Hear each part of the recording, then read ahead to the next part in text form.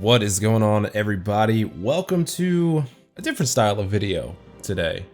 These are videos that I haven't really gotten into, but I was sitting around thinking of what kind of content I could do recently, and I settled on the history of.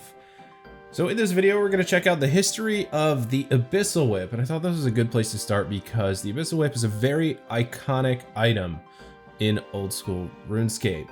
But before we get into that, I want to take a second to shout out everybody who has ordered from my merch store. I'm over 200 sales in less than a month, so thank you guys so much for the support and all of the great reviews that you guys have left on the items that I personally hand make and ship out from my house. If you haven't checked out the merch store, there is a link in the description below. It's a ton of items. I've recently added some new pint glasses, some new koozies, and a couple of other new items. So if you haven't seen it in a while, check that out. Without further ado, let's get this one started. The Abyssal Whip is arguably one of the most iconic weapons and overall items in the game of old school RuneScape. Nearing an age of almost 2 decades, yes, almost 20 years old, the weapon still holds a decent value and is still prominently used to this day. But what makes this weapon so good, or still so good, in an age of tier 75 and 80 weapons? We should probably start way back when the Abyssal Whip first made its debut. The original Abyssal Whip was released into the game on January 26, 2005 with the release of the Slayer skill. And I say original because the Abyssal Whip you know today wasn't how it always was. Back in this time, we didn't have polls to vote on what content we wanted to see. We didn't have super detailed news posts about what's coming or what might be coming. It was more or less we got a little blurb about what was released on update day, and the community was left to figure out the rest for themselves.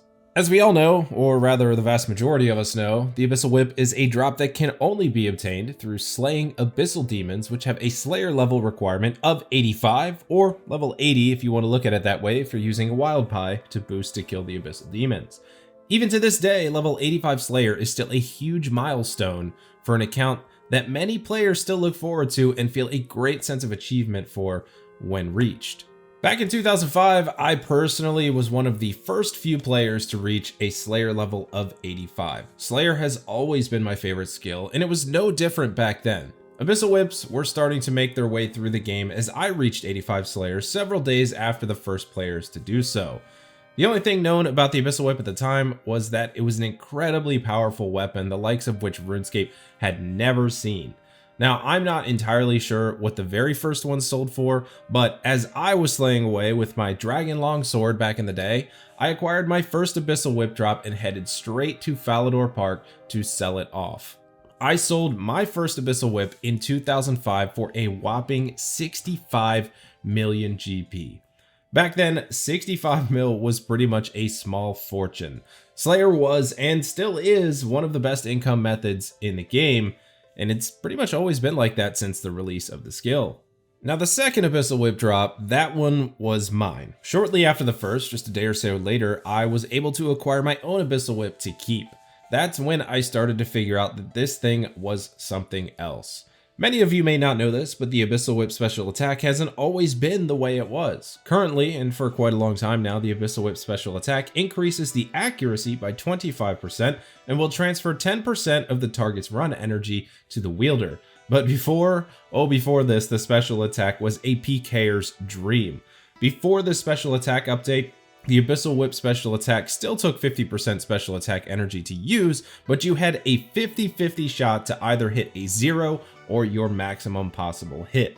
At this point in the game, tick eating and HP recovery very quickly just wasn't really a known mechanic. Aside from that, Ceridome Brews didn't exist at the time, so safing up when PKing was also widely frowned upon. So basically, if your HP dropped to about 20 or below, you had a 50-50 shot of living or dying. Great odds, right?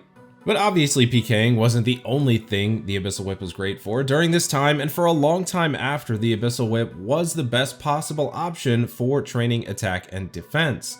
For some account builds and those progressing through the mid game, it still is an incredibly affordable option for great experience rates. Even with the affordability and availability of other weapons nowadays, the Whip still largely trumps them based on its great DPS and affordability. But what about prices over time? How has the price of the Abyssal Whip changed to fit the game nowadays?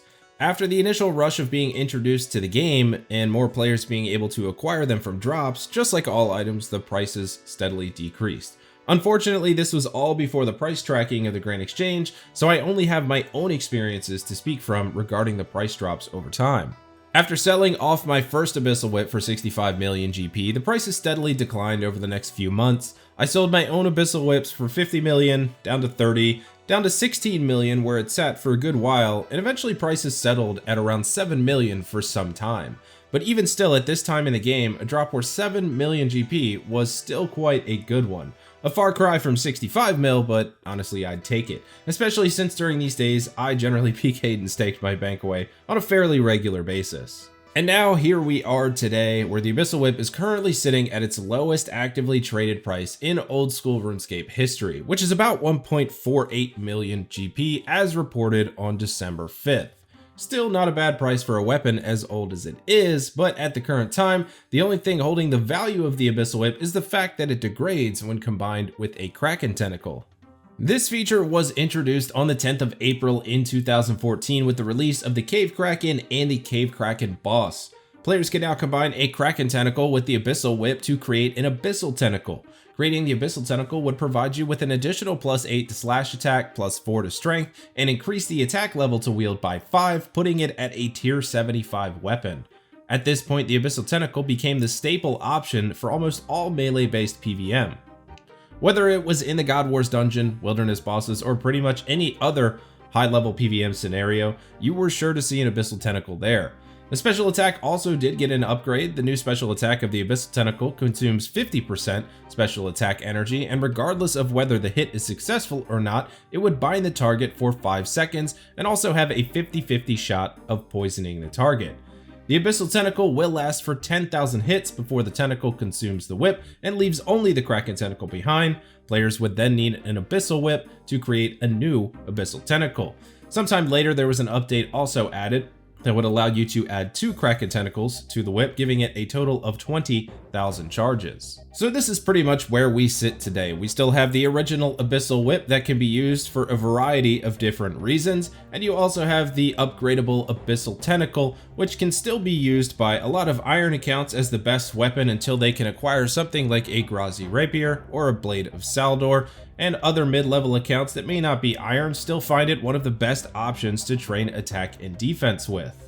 Although there could be more history on the Abyssal Whip, I think this is a good place to leave it. I think I've covered some of the more interesting and important bits of the history of this weapon.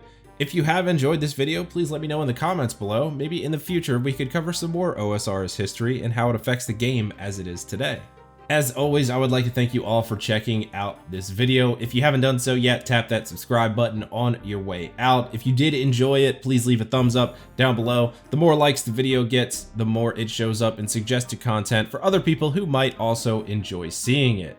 Don't forget, if you are looking for some nifty Christmas gifts based on old school RuneScape stuff, you can check out the link in the description below. It'll take you over to my Etsy merch store. If you're looking for a Christmas gift for your favorite scaper, make sure to order by December 15th to have your package before Christmas. If your order is placed after December 15th, I will do my best to get it in the mail by either the next business day or the following business day, but after December 15th, I cannot guarantee that it will be there in time for the holiday.